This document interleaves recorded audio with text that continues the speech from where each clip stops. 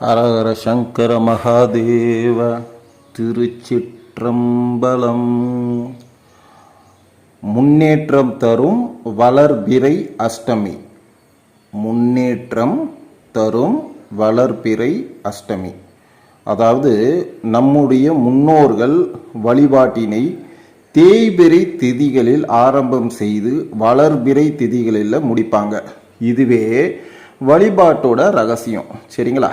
தேய்பிறை திதிகளில் கர்ம வினைகள் அனைத்தும் அழிய தொடங்கும் என்றும் வளர்பிறை திதியில தேவைகள் பல கிடைக்க ஆரம்பிக்கும் என்பதும் ஐதீகம்.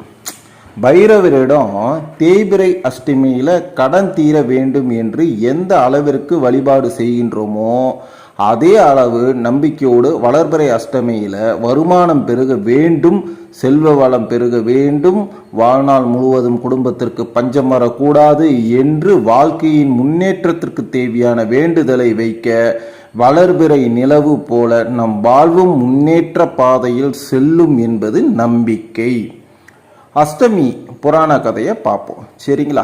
கோகுல அஷ்டமி திதியில ஸ்ரீ கிருஷ்ணர் அவதரித்து அனைவருக்கும் தெரிந்த விஷயம். அவர் அந்த திதியில பிறந்த காரணத்தால் அவர் எண்ணற்ற கஷ்டங்களை அனுபவித்தார். ஸ்ரீ கிருஷ்ணன் அவதார புருஷன் என்பதால் அவற்றை சமாளித்தார். இறுதியில் வெற்றி பெற்றார். எனவேதான் அஷ்டமி திதிகளில் சுப காரியங்களான திருமணம், கிரக பிரவேசம், சொத்து வாங்குதல் போன்றவற்றை தவிர்க்க வேண்டும். ஆனால் இந்நாள் தெய்வீக காரியங்களுக்கு தீட்சை பெறுவது, மந்திரங்கள் ஜெபிப்பது, ஹோமங்கள் உள்ளிட்டவைகளை மேற்கொள்ள உகந்த நாளாகும். குறிப்பாக செங்கல் சூளைக்கு நெருப்பு மூட்ட, எதிரிகள் மீது வழக்கு தொடுக்க, ஆயுதங்கள் பிரயோகிக்க, எதிரி நாட்டின் மீது போர் தொடுப்பது போன்ற செயல்களுக்கு அஷ்டமி திதி ஏற்றவை ஆகும். அஷ்டம திதி என்னன்னு பார்ப்போம். மனிதர்களின் வாழ்க்கையில கஷ்டங்கள் ஏற்படுவது இயல்புதான்.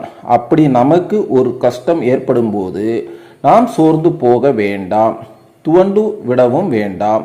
சிவபெருமானின் அம்சமாக தோன்றிய பைரவரை வழிபட்டு ஆபத்துகளில் இருந்தும் கஷ்டங்களில் இருந்தும் விடுபடலாம். சரியா?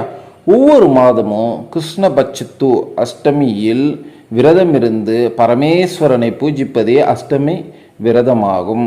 அஷ்டமி என்பது 8வது திதியாகும். மேலும் அஷ்டமி வழிபாடு ஆபத்திலிருந்து காக்கும் என்பதும் நம்பிக்கை.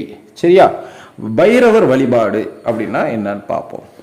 வளர்பிறை அஷ்டமியில ஸ்ரீ சொர்ண அகர்ஷண பைரவரை வழிபாடு செய்வது 16 செல்வங்களையும் நமக்கு பெற்றுத்தரும். எந்த தீய சக்தியும் நம்மை நெருங்க விடாமல் காப்பவர் ஸ்ரீ கால பைரவர். அப்படி காக்கும் பைரவரை வழிபட சிறந்த திதியாக மாதத்தின் அஷ்டமி திதி கருதப்படுகிறது. இந்த திதியில் பைரவரை வழிபடுவது நமக்கு நிறைய நல்ல பலன்களை கொடுக்கும். வறுமை நீங்க வளர்பிறை அஷ்டமிகளில் மாலை நேரத்தில் வில்வம் மற்றும் வாசனை மலர்களால் அஷ்டோத்திரம், சகசிரநாமம் பாராயணம் செய்து 11 தீபங்கள் ஏற்ற வேண்டும். 7.5 சனியால் பாதிக்கப்பட்டவர்கள் துன்பங்கள் குறைய பைரவர் சன்னிதானத்தில் 2 மண் அகல் விளக்குகளை வைத்து நல்லெண்ணெய் ஊற்றி சிறிதளவு கருப்பு எள் இட்டு திரி போட்டு தீபம் ஏற்றி மனதார வழிபாடு செய்யுங்கள். பஞ்சதீப விளக்கு. சரியா? பஞ்சதீப விளக்கு. கால பைரவர் பஞ்சபூதங்களையும் அடக்கி ஆள்வதால் இவருக்கு கோவிலில் பஞ்சதீப எண்ணெய் ஊற்றி பஞ்ச விளக்குகளை ஏற்ற வேண்டும். அதாவது 5 அகல் விளக்குகளை எடுத்துக்கொள்ளுங்கள். அதில் ஒவ்வொரு விளக்கிலும் ஒவ்வொரு வகையான எண்ணெய் ஊற்றி தனித்தனியே தீபத்தை ஏற்ற வேண்டும். நெய், நல்லெண்ணெய், விளக்கெண்ணெய், தேங்காய் எண்ணெய், இழுப்ப எண்ணெய் ஆகிய 5 எண்ணெய்கள் தான் பஞ்ச தீப எண்ணெய்கள் என்று குறிப்பிடப்படுகிறது.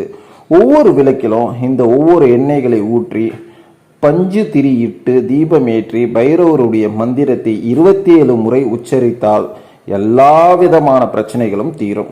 இந்த நாளில் பைரவாஷ்டகம் வாசிப்பது உள்ளத்திலும் எண்ணத்திலும் நல்ல விஷயங்களை விதைக்கும். மேலும் நேர்மறை எண்ணங்கள் பெருகி குடும்பத்தில் இருக்கும் துஷ்ட சக்திகள் அத்தனையும் நீங்க செய்து எல்லா வளங்களையும் நலன்களையும் பெற்று சுபிக்ஷம் அடைய செய்யும். சரியா?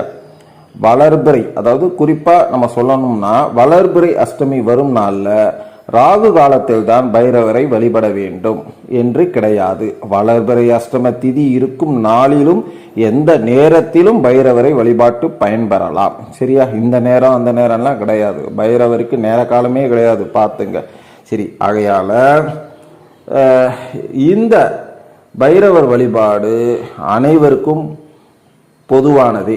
ஆகையால இந்த வளர்பிறை அஷ்டமியில பைரவர் வழிபாடு என்பது மிகப்பெரிய ஒரு முன்னேற்றத்தை தந்தாலும் தினம் தினம் நீங்கள் பைரவர் வழிபாடு செய்வது உங்களுக்கு மிகப்பெரிய பலனை தரும் என்பது ஐதீகம்.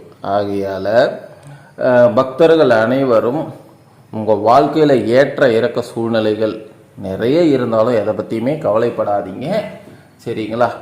உங்கள் அருகில் இருக்கும் ஸ்தலங்களுக்கு சென்று பைரவரை நேருக்கு நேர் சந்தித்து அவர் அருள் ஆசி பெறுங்க. நல்லதே நடக்கும். எதை பற்றியும் கவலைப்படாதீங்க. சரியா? வாழ்க வளமுடன், வாழ்க வளமுடன், வாழ்க வளமுடன். நல்லதே நடக்கட்டும்.